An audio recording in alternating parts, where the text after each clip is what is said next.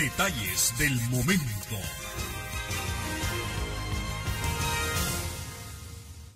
Muy buenos días, amigos televidentes de Detalles del Momento. Gracias por estar con nosotros en esta sintonía nacional. Hoy, 24 de junio del año 2020. Seamos todos parte de ese esfuerzo común por convertirnos en solución a este problema pandémico del mundo. Aquí estoy con mi mascarilla y voy a ser insistente en la responsabilidad que usted y yo tenemos para enfrentar esta peste. Yo no la uso únicamente para estar aquí con ustedes, sino que ya está, además, en este paréntesis que hago todos los días, se ha convertido en parte de mi ser. Ya por naturaleza actúo andando con ella todo el tiempo, porque tenemos que cuidarnos. No espere usted que un ser querido, que un familiar, que un amigo querido se le vaya porque usted no fue parte de la solución. Tenemos que enfrentar todos juntos este problema. Y qué bien que la tendencia enfrentando este problema de la pandemia del COVID-19 quedó marcada ayer en el informe del MINSA, porque también estamos viendo la inmensa capacidad que tenemos desde nuestros centros hospitalarios para recuperar a la gente, para aliviarla. Hay otros que por su condición triste y lamentablemente débil por su sistema inmunológico, no lo lograron. Hoy están al lado de Dios. Pero podemos nosotros aportar muchísimo si usted respeta eso del distanciamiento social. ¿Para qué va a ir usted a exponerse innecesariamente? ¿Para qué usted va a darle la mano a alguien, un abrazo, un beso? Si el lenguaje corporal es tan exquisito como el lenguaje mismo de nuestro castellano, podemos perfectamente dialogar, conversar a través de la gesticulación, de la mirada, del cariño, del mensaje. Seamos responsables. Si usted llega a su casa, pase por agua clorada a sus pies. No preste lapicero, use su propio lapicero, no preste su celular. No nos convirtamos en correas de transmisión, porque ¿saben qué? Cada quien en su círculo está sufriendo embates cuando escuchamos noticias desagradables. Se nos fue al hospital un amigo, se nos murió un amigo, se nos murió un ser querido. Esas son noticias que duelen y que calan. Y usted puede evitar que esto sea así. Hoy vamos a tener un programa hablando siempre de ese concepto social, de esa visión social que tiene este gobierno. Y siempre hemos estado plenamente conscientes que el déficit habitacional en Nicaragua es inmenso,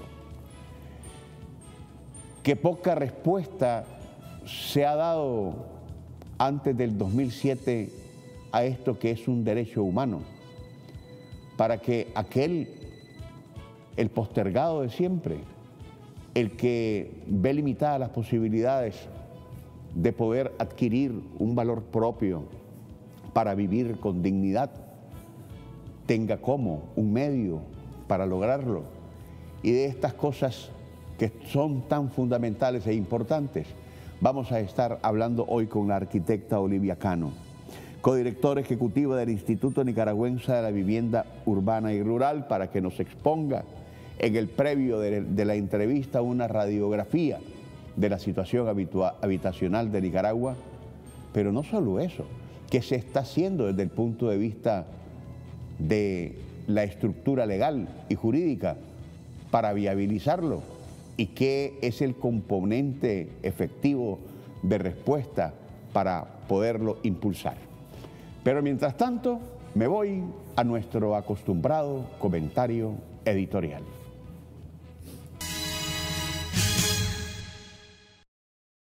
¿Qué nos hizo Estados Unidos? Hay un programa de televisión que tiene bajo un mismo nombre, Got Talent, un mismo propósito, pero transmitido en diferentes países, con diferentes escenarios, con un mismo formato, en diferentes idiomas, pero con un factor común: identificar talentos donde los competidores no necesariamente tienen por nacionalidad el país desde donde se origina el show. A mí en lo particular me tiene atrapado el Got Talent, de la versión española que se transmite desde Telecinco.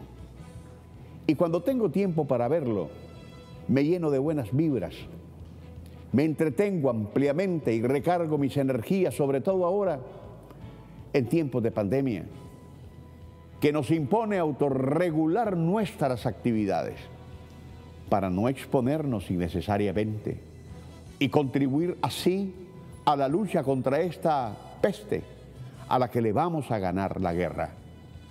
Porque Dios primero nos concederá una segunda oportunidad para que toda la perversidad que hemos hecho contra el planeta sea totalmente depuesta. Llegar al escenario de Got Talent requiere pasar por un casting riguroso que hace un filtro a través de un jurado que te califica, que de previo determina si efectivamente hay talento en los competidores, que si lo llegan a pasar es porque demostraron que lo suyo vale la pena, para enfrentar a unos jueces implacables que saben de música, danza, arte y de una afinidad de dotes en el ser humano y que determinan si se continúa o no hacia la competencia subsiguiente, que en la medida que va corriendo se va haciendo más difícil el camino a la final del programa, que se torna más difícil porque los protagonistas del espectáculo, independientemente de nacionalidad, raza, edad, condición física, son superestrellas que aspiran a tocar el cielo. Para ver estas presentaciones en el desarrollo de la competencia, hay que tener en muchos casos un corazón a prueba de bala, para que a uno no se le rompan las cuerdas más íntimas del alma. Y desgraciadamente no me cuento entre esos porque soy sentimentalmente frágil y fácilmente permeable cuando de por medio hay historias que te mueven el piso por la alta carga de sufrimiento humano que contienen, ante la injusticia marcada en la vida de esos seres humanos que llegan a esos programas a demostrar el talento que tienen y usarlo como una llave que les abra la puerta hacia un futuro con el que solo sueñan. Debo pensar bien que son millones, así como yo, los que vemos estos programas de Got Talent. En lo personal, no lo veo en vivo, pero sí con toda tranquilidad y en el momento que desee a través de YouTube, donde están subidos todas las temporadas, y temporada por temporada, y capítulo por capítulo. Y este fin de semana me impactó en lo profundo la presentación de una espectacular maga venezolana, que me impresionó porque con una baraja hizo un recorrido de toda su vida, desde cuando nació, cómo creció, habló de su familia, de cómo perdió a su madre, posteriormente a su padre, las precariedades de su pubertad, de por qué tuvo que irse de su país, que la llevó a España, y qué hace en España, y así una seguidilla de eventos trascendentales que con la voz quebrada concluyó refiriendo que tuvo que tomar la decisión de marcharse porque en Venezuela no había esperanzas ni futuro. Esa conclusión proferida con los ojos humedecidos me congeló el alma, e igual sucedió con los que llenaban el auditorio. Y lo mismo pasó a los implacables jueces que unánimemente le dieron un sí y además un pase de oro, que es un avance inmediato a la semifinal del evento, que es difícil de lograr y que solo es posible con una presentación fuera de serie. Conozco Venezuela en dos momentos. La visité en 1993 para participar de un seminario dirigido a jóvenes latinoamericanos sobre la industria petroquímica y en representación del Círculo de Periodismo Científico de Nicaragua.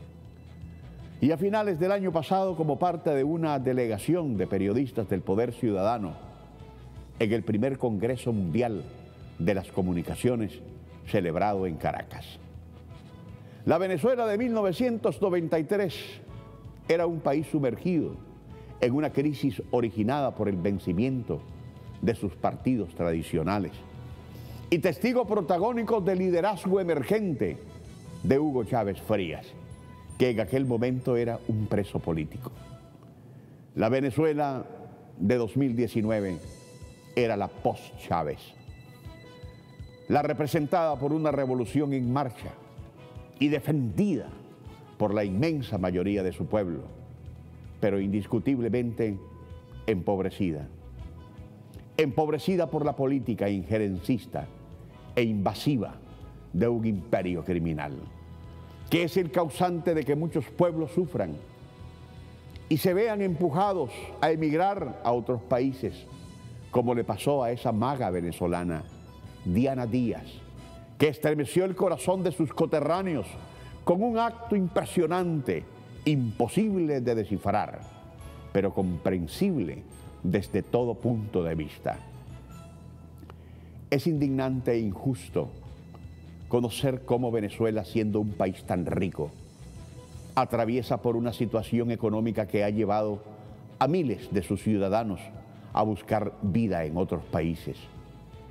Y es más indignante que el imperio norteamericano sea el culpable de semejante crimen. Porque no es Chávez, no es Maduro, no es la revolución bolivariana que tiene a Venezuela como está, sino que el responsable, óigalo, Kevin Sullivan, usted, embajador, el responsable es Estados Unidos, su país, el imperio, la soberbia de la Casa Blanca, que quiere quebrar económica y moralmente a naciones que no piensan ni como Donald Trump ni como cualquiera de sus antecesores, y que por tener un concepto equidistante de la democracia que quiere imponer el capitalismo salvaje, prefiere la democracia social para sus pueblos. Vean Bolivia, bajo la administración de Evo Morales, que hasta fue víctima del golpe de Estado financiado y propiciado por el imperio. Venía creciendo a un ritmo del 8% anual. Era la mejor economía de América Latina. Sus estándares sociales iban al tope. Nunca la sociedad étnica, que es un gran componente, había sido tan incluida, hasta que apareció el más rancio fascismo y los servidores del imperio. Y hoy, aquella próspera Bolivia es menos que un guiñapo, saqueada, enjaranada y con un futuro enlutecido y marcado por la pobreza. Vean la Argentina destruida por Mauricio Macri, después de haberla recibido recuperada por su antecesora, la presidenta Cristina Fernández de Kirchner. Bastaron 4 años para que lo alcanzado por la peronista y lideresa del Partido Justicialista pasara a la oposición, para que Macri desmantelara lo bien que iba la recuperación económica, sometiendo a Argentina a un endeudamiento inmisericordia con el Fondo Monetario Internacional y a un saqueo monstruoso de más de 50.000 millones de dólares que desaparecieron. que no se sabe dónde fueron a parar, que fueron despilfarrados y que tenían por fin no mejorar la vida de los argentinos, sino desmantelar toda posibilidad de que los gauchos volvieran a retomar el camino de la izquierda. Y en eso estaba metido el imperio, que de todas formas no evitó la victoria de Alberto Fernández, quien volvió a mirar a su país desde un lente profundamente social. Vean ustedes lo que sucedió en Brasil. Lula da Silva había catapultado a su país. Dilma Rousseff siguió la misma senda, y cuando Lula manifestó su intención de retomar el proyecto social con el que los cariocas estaban fascinados, entonces el imperio profundizó su injerencia y promovió un golpe de Estado contra Rousseff a fin de crear las condiciones para que asumiera Jair Bolsonaro, un hijo de Trump, un fascista, un enfermo que desmanteló y destruyó un Brasil que estaba a la altura del primer mundo y hoy no llega ni a la pinta de una caricatura mal hecha. Vean ustedes a la Cuba heroica, acosada a lo largo de 60 años, con un bloqueo criminal que no tiene nombre, sobreviviendo todos los días contra la voracidad genocida del imperio, que la cataloga de terrorista, que la califica de amenaza, cuando en realidad es una Cuba que anda por el mundo haciendo lo mismo que siempre la ha distinguido, como es compartir su medicina, como es curar enfermos, lo que es un pésimo mal ejemplo para una Casa Blanca, que más bien debería pedir con humildad a La Habana ayuda para exterminar al asesino silencioso del planeta. Vean ustedes El Salvador, en las manos irresponsables de un millennium, que como Nayib Bukele aún se entretiene jugando con triciclos y que mientras imita a su paradigma y jefe, Donald Trump, ha creado una enorme crisis política que no le permite ni enfrentar la economía ni enfrentar la pandemia. Vean ustedes México, presidido por primera vez en su historia por un político de izquierda, Andrés Manuel López Obrador, con altísimas calificaciones entre sus ciudadanos, pero al que le están creando las condiciones para un golpe de Estado blando, porque está configurando poco a poco un país que nunca más volverá a ser el mismo. Un país que recibió porque está introduciendo temas sociales que al vecino que tiene en sus costillas no le gustan. Finalmente veámonos nosotros, los nicaragüenses, cómo estábamos antes del 2018 y cómo estamos ahora. El mismo imperio criminal que destruyó económicamente a Venezuela, Bolivia, Argentina, Cuba, El Salvador y México, también nos empobreció y generó también una migración de connacionales que creían que estarían mejor en el mismo imperio y en Ticolandia. Pero la medicina ahora la saben peor que la enfermedad, porque no hay nada más triste para un ser humano que estar fuera de su patria. Porque ¿saben qué? En otras partes, peor si estás indocumentado, eres menos que un paria. Y de todo eso, en gran medida, es culpable el decadente imperio norteamericano que nos agrede.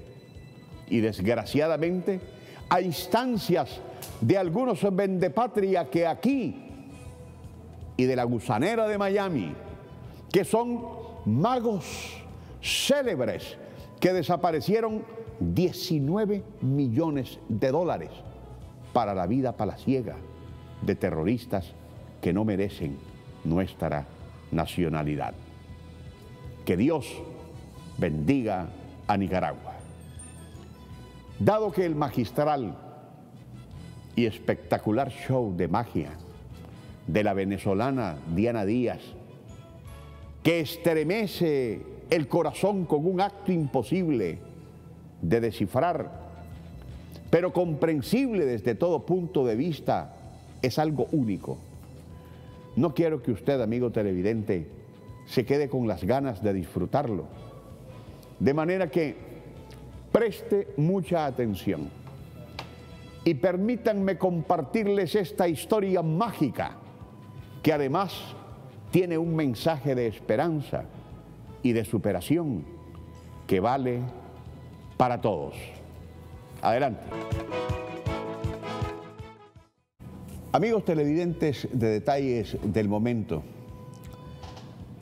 hay una necesaria exploración que tenemos que hacer a la radiografía habitacional de nuestro país y, desprendiéndonos de ello, ahondar en otros temas que son aristas fundamentales que sustentan o son los cimientos de una política de vivienda con una visión eminentemente social para llegar a hacer materializar esa esperanza, ese sueño de mucha gente que por tener serias limitaciones económicas no había podido durante mucho tiempo hacerse de una casita digna, de poder construir una casita digna bajo condiciones que fuesen realmente generosas, amables, solidarias en el buen término de la palabra.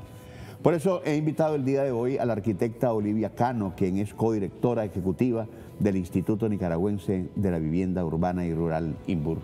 Arquitecta, gracias. Muchas gracias por estar acá. Gracias a ustedes por el espacio. Cuéntenos, la radiografía, para empezar a abordar el tema en lo general, ¿en qué momento nos encontramos en cuanto a política habitacional con visión social? Bueno, es importante hacer mención, ¿verdad?, de que Nicaragua tiene una constitución política en su artículo 64 que establece que todos los nicaragüenses tenemos derecho a una vivienda digna, segura y cómoda, ¿verdad?, para vivir y desarrollarnos bien. Pero es hasta en el 2008, 2009, que se aprueba, ya con el gobierno de Unidad y Reconciliación Nacional del Frente Sandinista, que se apruebe una ley para incentivar la construcción de vivienda de interés social de forma masiva y permitirle a las familias nicaragüenses el poder acceder a la vivienda. Esto ha generado que desde el 2007 hasta la fecha de hoy se construyan en el país más de 120.000 viviendas y podamos llegar a los departamentos y a los municipios donde antes quizás no se podía ni siquiera pensar en construir vivienda. Nosotros hemos desarrollado como Instituto de la Vivienda en articulación, porque es un modelo de responsabilidades compartidas, ¿verdad? Gobierno central, alcaldías municipales y sobre todo familias protagonistas. Entonces, en este modelo hemos llegado a alcanzar más de 120.000 viviendas en todo el país, año con año. Ejecutamos viviendas con alcaldías municipales, donde también entran organismos donantes, alcaldías municipales y familias protagonistas. También atendemos el sector de vivienda de interés social con crédito, que son los proyectos de urbanización que las familias conocen. Pero todos los años se ejecutan más de 1.000 viviendas con alcaldías municipales en todos los municipios del país. Eso es importante y recientemente la Asamblea Nacional de Nicaragua acaba de reformar la Ley General de Viviendas. ¿En qué específicamente? ¿Qué es lo que tiene hoy la Ley General de Vivienda que permite dar, desde la perspectiva de lo que he escuchado, saltos que realmente son cualitativos y cuantitativos en este tema? Sí, se modificaron varios artículos de la ley. Se modificó el artículo 4 de la Ley del Fondo Social de Vivienda, que le faculta al instituto poder dar un subsidio de una de las terceras partes del valor máximo de la vivienda. Eso es decir, que el Instituto de la Vivienda tiene facultado ahora poder dar un subsidio en el caso de extrema pobreza de hasta $12.000. Con un nuevo programa que más adelante me gustaría hablar de él, nosotros vamos a poder en casos de emergencia o un nuevo programa, poder cubrir el valor total de la vivienda. Hasta la fecha teníamos facultado entregar un subsidio de 2.500. Esto para pobreza extrema o proyectos donde se requiera y haya alta vulnerabilidad social, viene a cubrir la necesidad completa de una familia cuyo ingreso salarial sea menor a un salario mínimo. ¿Estos subsidios van en dependencia de qué? ¿Es para todas en general o dependiendo de la calidad, el tamaño, el costo de la vivienda? Bueno, la ley divide, ¿verdad?, los subsidios.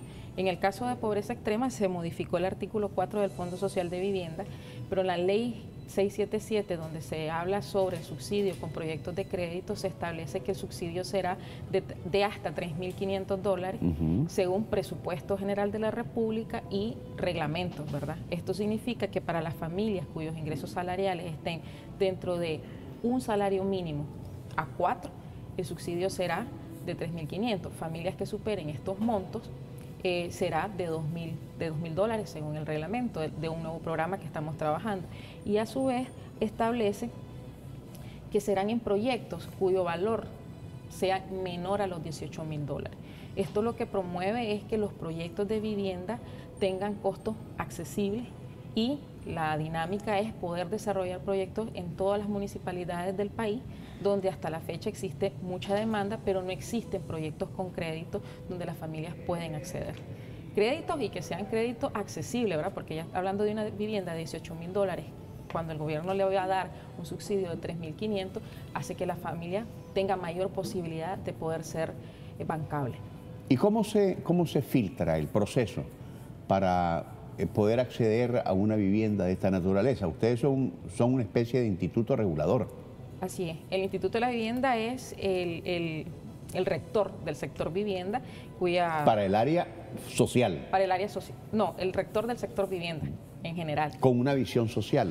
Obviamente nuestro mayor énfasis... ¿O es integral totalmente? Es integral. Okay. Es integral, pero la mayor parte del trabajo y del esfuerzo está llevar viviendas y promover la construcción de vivienda de interés social. Ajá, ok. ¿Verdad? Es a través de nuestra institución que el gobierno traslada recursos en calidad de subsidios y de facilidades a, en este caso, agentes productores de vivienda, alcaldías municipales, para que esas facilidades de manera directa le lleguen a la familia.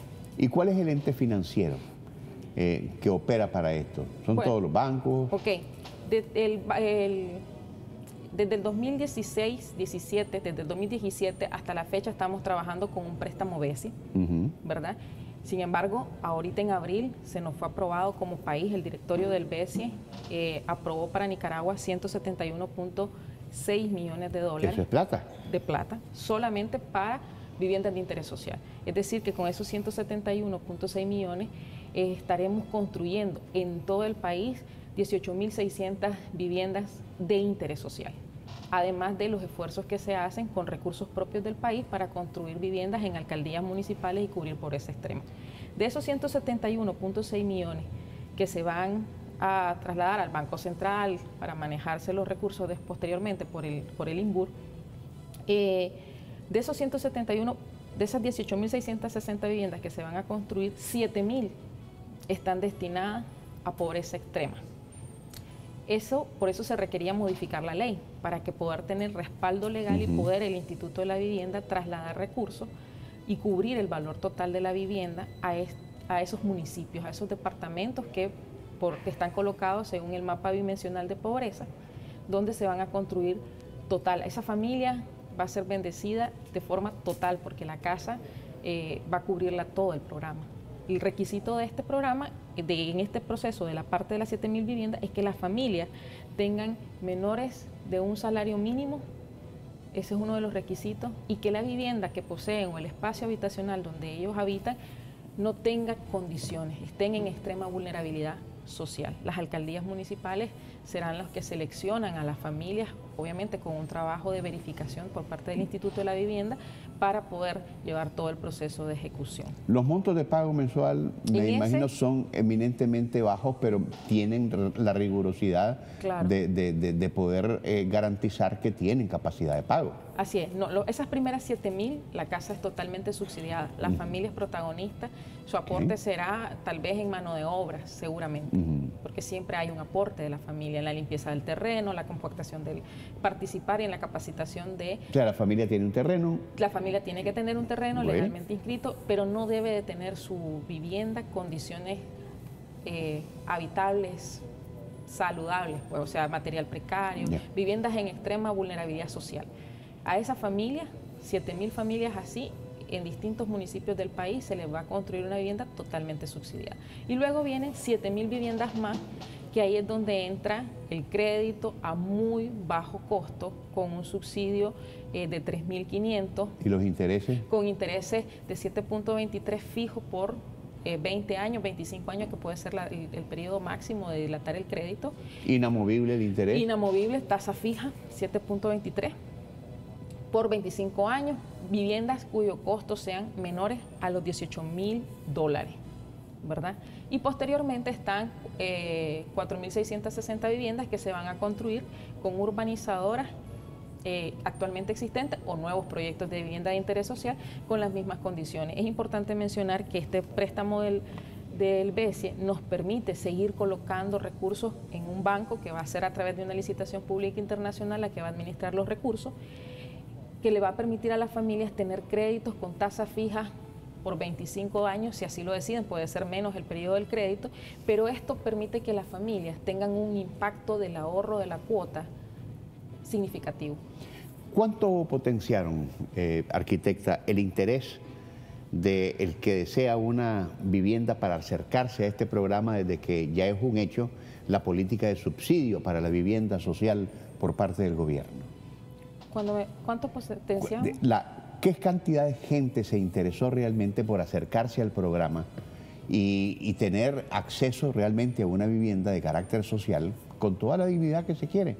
Pero desde el momento en que porque hay un parteaguas en todo esto, una política que existía en otros gobiernos y otra política que existe en esto, pero también la motivación que tuvo la gente para acercarse, yo quiero construir mi vivienda, realmente quiero ver cuáles son los programas y en qué me estoy beneficiando. Claro, la iniciativa de esto es la demanda que tienen los programas de interés social como el Bismarck Martínez, por ejemplo, que en Managua, ¿verdad?, hay más de 12.000 solicitudes que actualmente se están atendiendo, pero que el programa requiere seguir pudiendo llegar más allá. Es decir, el programa Bismarck Martínez nacional. Yo hablo de Managua, 12.000 solicitudes que se tienen en corto tiempo, pero que efectivamente todos los días hay nuevas familias, ¿verdad?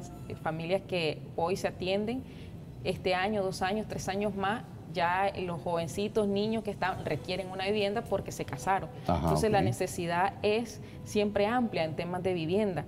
Es muy dinámico, la familia crece.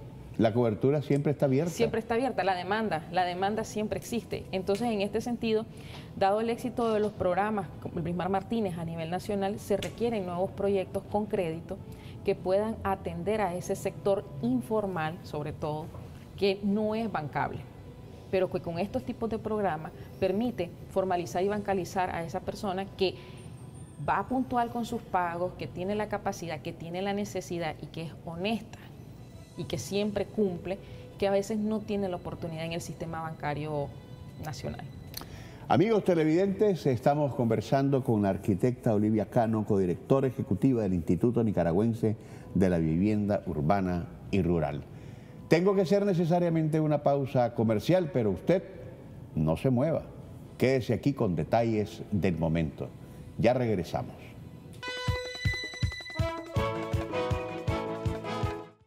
Estamos conversando, amigo televidente, con la arquitecta Olivia Cano, codirectora ejecutiva del Instituto Nicaragüense de la Vivienda Urbana y Rural. Y este fin de semana, 26, 27 y 28 de junio, se va a estar realizando una feria de la vivienda.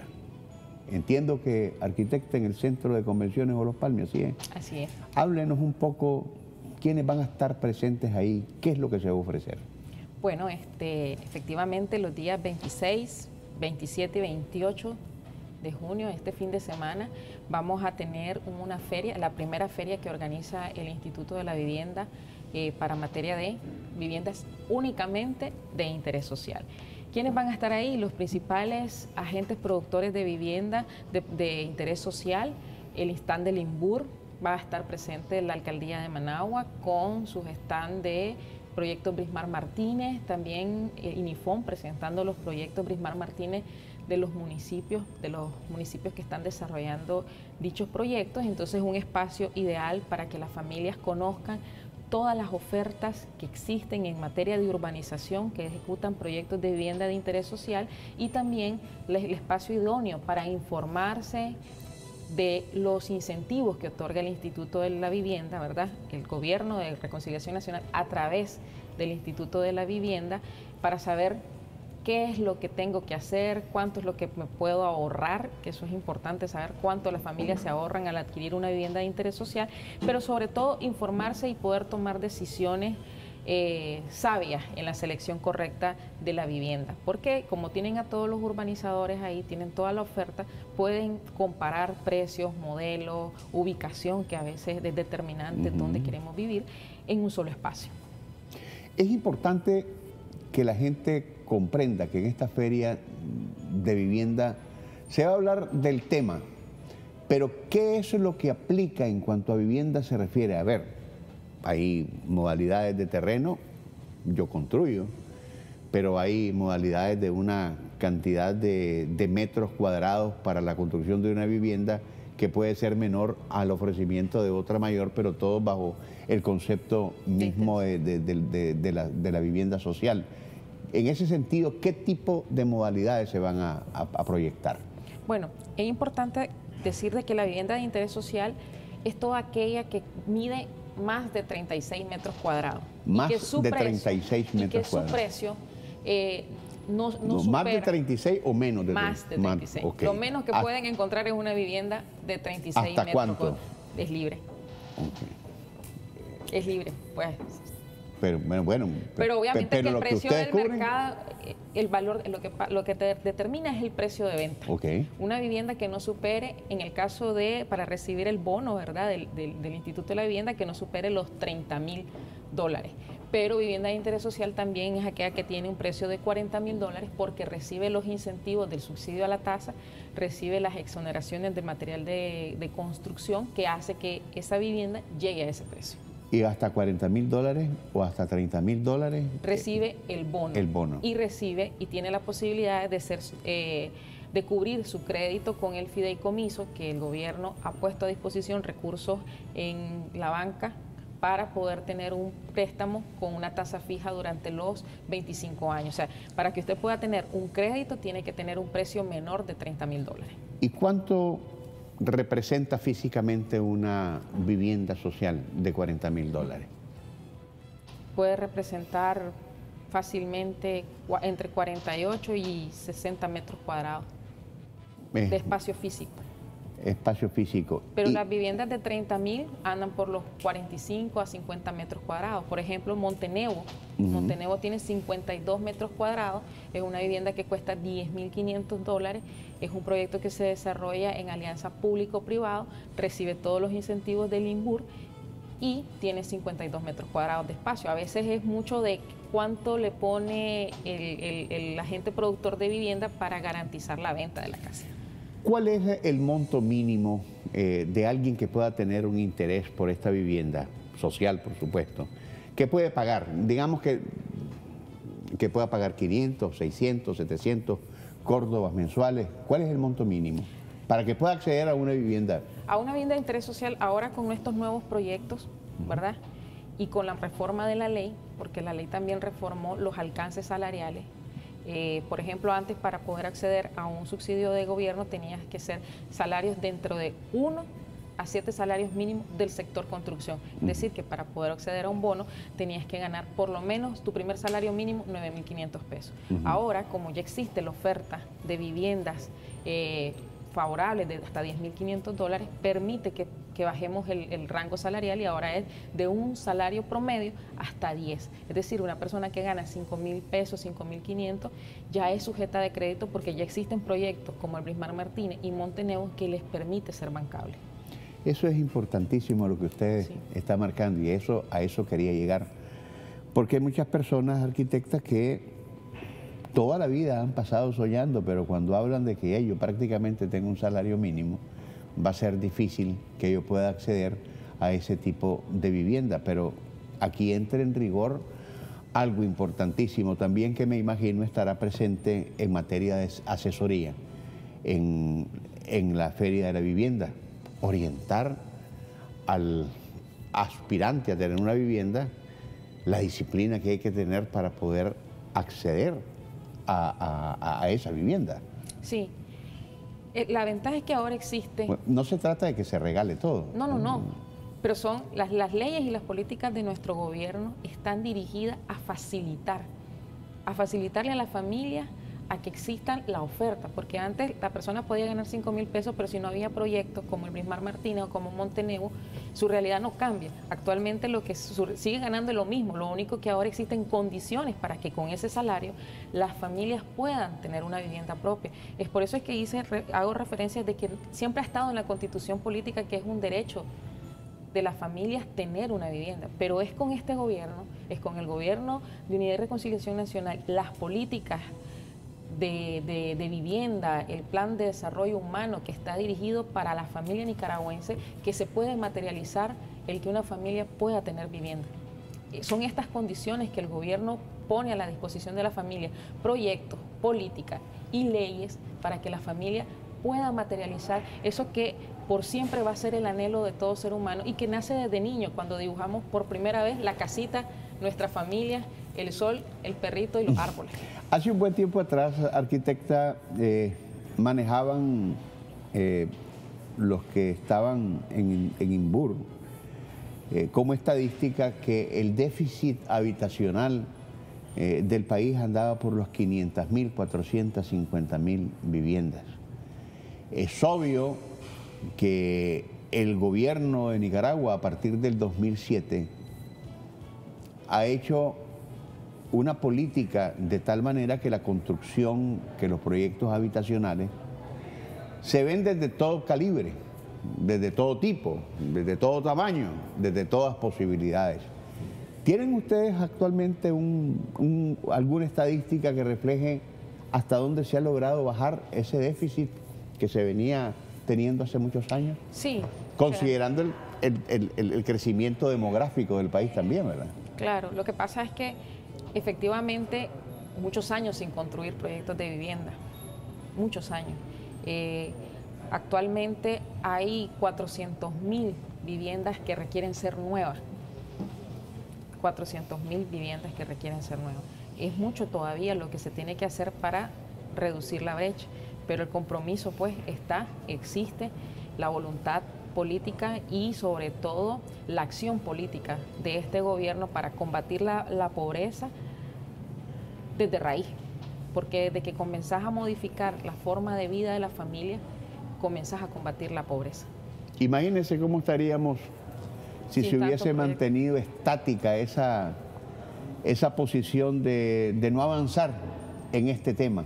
Lo importante es que combatiendo la pobreza, que es nuestra gran guerra, se está de esta manera dignificando también al ser humano. Así es. Y la felicito. Muchísimas gracias. Por esa labor que está realizando. Le agradezco muchísimo el que haya estado compartiendo el día de hoy. Llévese, por favor, a su oficina esta tacita de recuerdo, detalles del momento para que se tome su té. Ok, gracias. O su café, si es de su preferencia. Y usted, amigo televidente, por su atención, muchísimas gracias. Hasta mañana, si Dios así nos lo permite. Detalles del momento.